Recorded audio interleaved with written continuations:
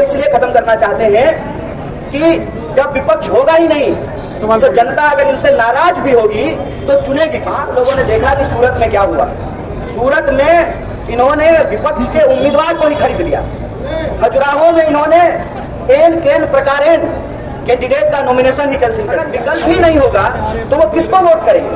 तो धीरे धीरे ये सत्ता को तानाशाही में परिवर्तित कर। दिल्ली के तो खिलाफ है, वो खिलाफ इसलिए हैं कि पिछले 25 साल से दिल्ली में वो अपनी सरकार नहीं बना पाए, इसलिए दिल्ली के लोगों के खिलाफ बदलापूर्ण कार्रवाई कर रहे हैं, बदले की भावना से काम कर रहे हैं। और आपने देखा कि आरोप लगा करके पहले मंत्रियों को जेल में डाला, फिर मुख्यमंत्री को जेल में। मैं आप लोगों से कहना चाहता हूं कि 1 जून तक बेल मिला है दिल्ली के मुख्यमंत्री को और 25 मई को आपको वोट करना है। देश के अंदर जो तानाशाही चल रही है, साथियों ने वो वीडियो देखा होगा कि गुजरात में भाजपा एमपी का बेटा, लोग कहते हैं ईवीएम की बात, पूरा का पूरा बूथ कैप्चर कर लिया और ईवीएम को अपने हाथ में लेकर के वीडियो बना करके बोल रहा था कि ये ईवीएम मेरे बाप का। इतनी जो तानाशाही, इतना जो सत्ता का अहंकार इनके दिमाग पे चढ़ गया है, उस अहंकार का जवाब हमको इनसे लेना पड़ेगा। वक्त पर रोटी और सत्ता पलटते रहना चाहिए। सत्ता नहीं पलटेंगे तो निरंकुश हो जाएगी और रोटी नहीं पलटेंगे तो जल जाएगी। उत्तर पूर्वी दिल्ली है, वहां पर इंडिया अलायंस का चुनाव चिन्ह हाथ का छाप है, हाथ का पंजा। तो 7 में से 4 पे झाड़ू और 3 पे हाथ, और यह 7 की 7 सीट हमको जीतना है।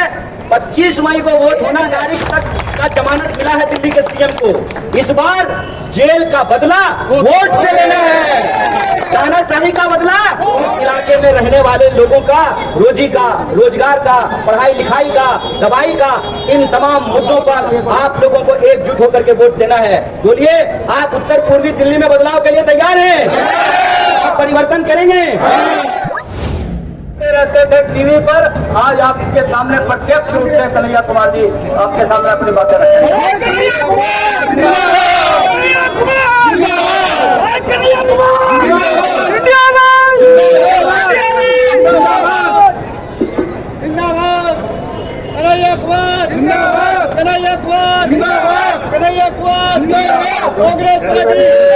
इंडिया गठबंधन। सीमापुरी के आदरणीय विधायक राजन पाल गौतम जी, पूर्व विधायक वीर सिंह धिगान जी, इस मंच का संचालन कर रहे चौधरी साहब, और मेरी आवाज़ जहां तक पहुंच रही है, इस एरिया में रहने वाले, इस इलाके में रहने वाले सभी आदरणीय बुजुर्गों का, नौजवान साथियों का, हमारी माताओं बहनों का, अपने घरों में बैठ करके जो भी हमको सुन पा रहे हैं, हमारे दुकानदार भाई,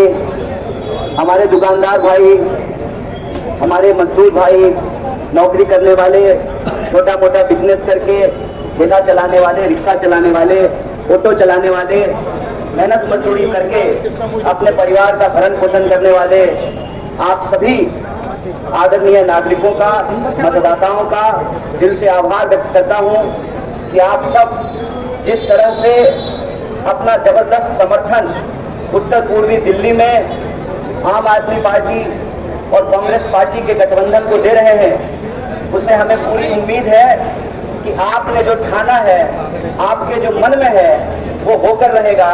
और मुझे लगता है कि इस बार उत्तर पूर्वी दिल्ली की जनता ने ये तय कर लिया है कि उत्तर पूर्वी दिल्ली में बदलाव होगा, और उत्तर पूर्वी दिल्ली में जब बदलाव होता है तो पूरी दिल्ली में बदलाव होता है, और जब दिल्ली में बदलाव होता है तो पूरे देश में बदलाव होता है, ऐसा हमको महसूस हो रहा है। तो क्या आप लोग बदलाव के मूड में है कि नहीं है?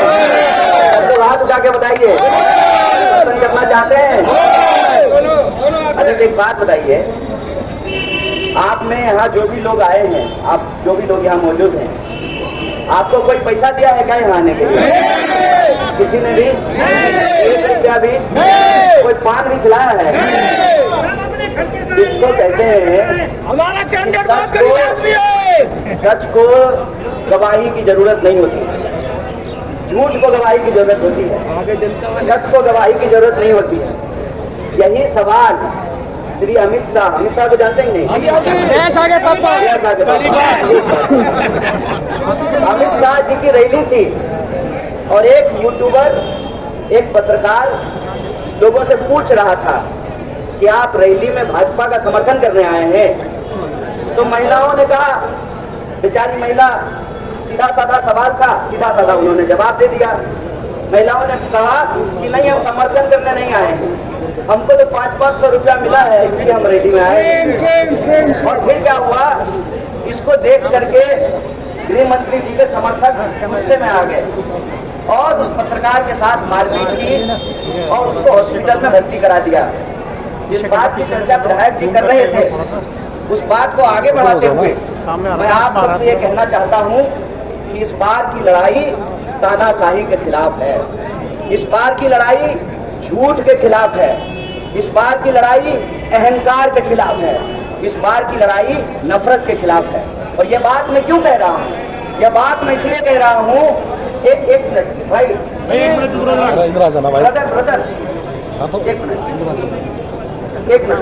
थोड़ी देर के बाद बात करेंगे। यहाँ से हम लोग सभा करके चलेंगे ना, तो आप रिएक्शन मैं ये कह रहा हूँ कि यह बात हम क्यों कह रहे हैं, ये पूरे के पूरे देश को एक जेल में बदल देना चाहते हैं। कोई इनके खिलाफ एक शब्द ना बोले, कोई इनके खिलाफ में कुछ भी बोले तो पहला काम ये करते हैं कि ये उस व्यक्ति को डराने का प्रयास करते हैं। अगर सामने वाला डरे नहीं तो खरीदने का प्रयास करते हैं, सामने वाला यदि बिके नहीं तो प्रशासन का दुरुपयोग करके झूठे आरोप लगाकर, झूठे मुकदमे कर उसको जेल में डालते हैं। और ये ऐसा इसलिए करते हैं ताकि देश में, समाज में एक डर का माहौल हो और कोई भी इनकी नीतियों का विरोध न कर सके। दरअसल हम सबको यह समझना होगा कि ये लोकतंत्र से विपक्ष को क्यों खत्म करना चाहते हैं। ये लोकतंत्र से विपक्ष को इसलिए खत्म करना चाहते हैं कि जब विपक्ष होगा ही नहीं तो जनता अगर इनसे नाराज भी होगी तो चुनेगी किसको। आप लोगों ने देखा कि सूरत में क्या हुआ, सूरत में इन्होंने विपक्ष के उम्मीदवार को ही खरीद लिया, खजुराहो में इन्होंने एन केन प्रकारेण कैंडिडेट का नॉमिनेशन ही कैंसिल कर दिया, इंदौर में इन्होंने उम्मीदवार को ही खरीद लिया। अब आप बताइए कि अगर उत्तर पूर्वी दिल्ली की जनता अपने सांसद से खुश नहीं है तो उसके पास एक विकल्प होगा, तभी तो वो उसके खिलाफ वोट करेंगे। अगर विकल्प ही नहीं होगा तो वो किसको वोट करेंगे।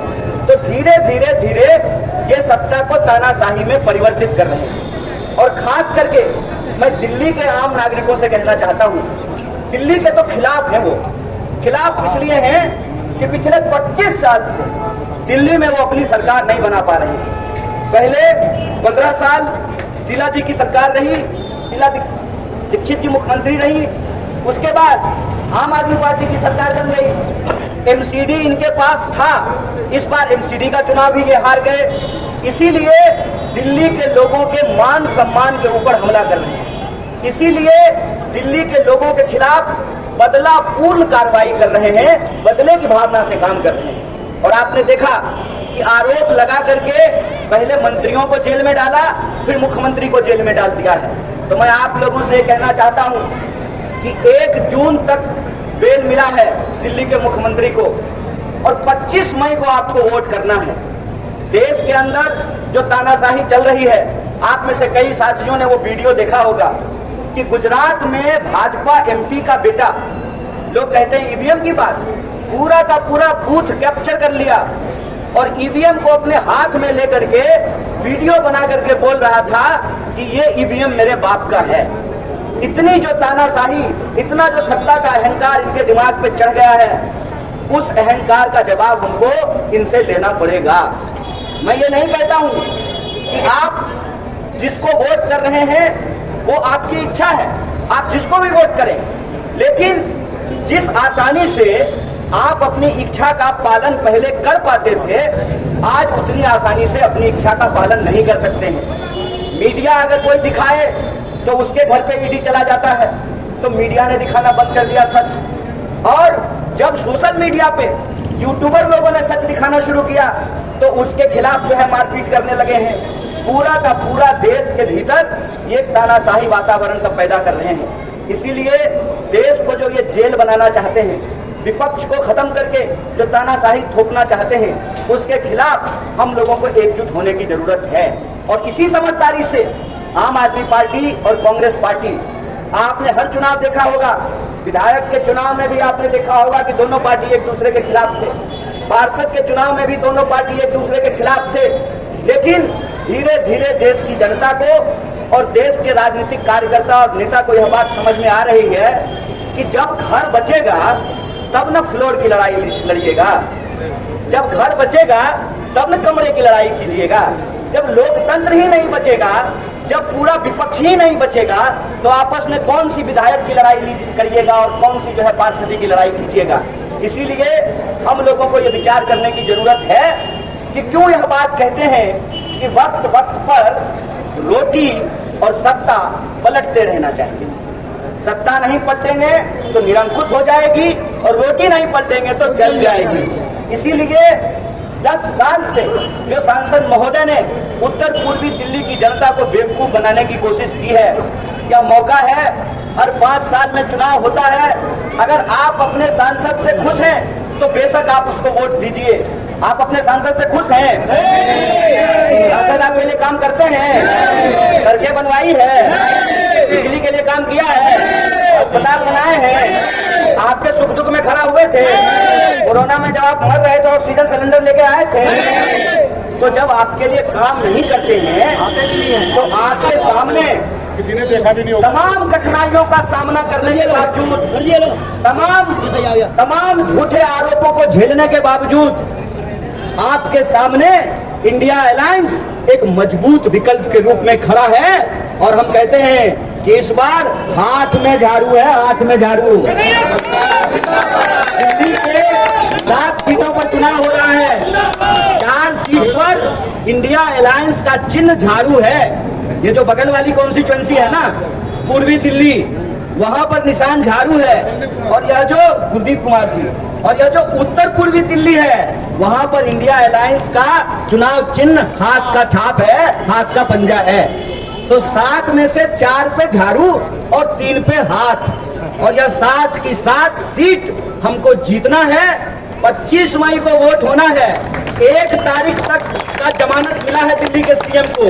इस बार जेल का बदला वोट से लेना है, तानाशाही का बदला वोट से। और इस क्षेत्र में जो रहने वाले लोग हैं, जो समस्याओं से वो रोज जूझते हैं, चाहे वो जाम की समस्या हो, चाहे वो गटर से बहता हुआ पानी हो, चाहे इस इलाके में कानून व्यवस्था की समस्या हो, क्या करोगा जी, है ना, मोबाइल चोरी होता है ना, पर्स लेके भाग जाता है ना, चाहे लॉ एंड ऑर्डर की समस्या हो, कानून व्यवस्था की समस्या हो, इस इलाके में रहने वाले लोगों का रोजी का, रोजगार का, पढ़ाई लिखाई का, दवाई का, इन तमाम मुद्दों पर आप लोगों को एकजुट होकर के वोट देना है। बोलिए, आप उत्तर पूर्वी दिल्ली में बदलाव के लिए तैयार हैं? आप परिवर्तन करेंगे? आप परिवर्तन करेंगे तो एक और अपील है हमारा आपसे, एक और गुजारिश है हमारा आपसे। देखिए, सांसद महोदय 10 साल से सांसद हैं और उन्होंने शपथ पत्र लिया है, कसम खाई है और बताया है कि सबसे अमीर सांसद हैं वो। मैं चप्पल पहनने वाला आदमी हूँ, ना हमारे पास धन है न संसाधन है, हमारे पास सिर्फ एक चीज है, वो है कि हमारे पास हौसला है। हम इनकी तानाशाही से डरते नहीं हैं। ये हमारे ऊपर कितना भी झूठा आरोप लगा लें, लेकिन मैं गंगा किनारे पैदा हुआ हूं और आज जमुना किनारे आपके बीच खड़ा हूं। हम चाहते हैं कि भारत की ये संस्कृति कायम रहे, यह देश कायम रहे और देश के लोगों के जो मुद्दे हैं उन मुद्दों को हल करना राजनीति की जिम्मेवारी है। इसीलिए उस जिम्मेवारी के तहत मैं आपके बीच खड़ा हूं। मैं आपसे आग्रह करता हूं कि आप भी एक जिम्मेवारी निभाइए, और वो जिम्मेवारी ये है कि आपको सिर्फ वोट नहीं देना है, आपको सिर्फ वोट नहीं देना है, बल्कि आप सबको एमपी कैंडिडेट बन करके इस चुनाव में हिस्सा लेना पड़ेगा। बोलिए, आप एमपी कैंडिडेट बनेंगे? आप सब एमपी कैंडिडेट बनने को तैयार हैं? तो जैसा कि हमारे विधायक जी कह रहे थे, इस बार का चुनाव संविधान बचाने का चुनाव है, इस बार का चुनाव देश बचाने का चुनाव है, इस बार का चुनाव हर घंटे जो 2 नौजवान आत्महत्या कर रहे हैं उन नौजवानों के सपनों को बचाने का चुनाव है, जो हमारी महिलाओं के साथ बहन बेटियों के साथ छेड़खानी की घटना होती है, जो अत्याचार होता है, उन बहन बेटियों की इज्जत बचाने का चुनाव है। इसीलिए हम आप सबसे अपील कर रहे हैं कि आप गली गली जाइए, घर घर जाइए और लोगों को बताइए कि पूरे देश में एनडीए के खिलाफ इंडिया का माहौल है। हमको इस महासमर में हिस्सा लेना है, इस बदलाव की लहर का हिस्सा बनना है और आपको हर घर जाकर के लोगों को खुद एमपी कैंडिडेट बन करके ये बताना पड़ेगा कि इस बार परिवर्तन का नंबर 2 है और इस बार परिवर्तन का निशान हाथ छाप है। यह बात आपको घर घर जाकर के बताना होगा। बोले बताएंगे? आप सब जाएंगे, घर घर प्रचार करेंगे?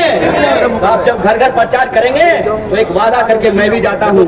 देखिए साहब, हमने इनकी जेल देखी है, हमने इनकी लाठियां देखी है, हमने इनकी बंदूकें देखी है।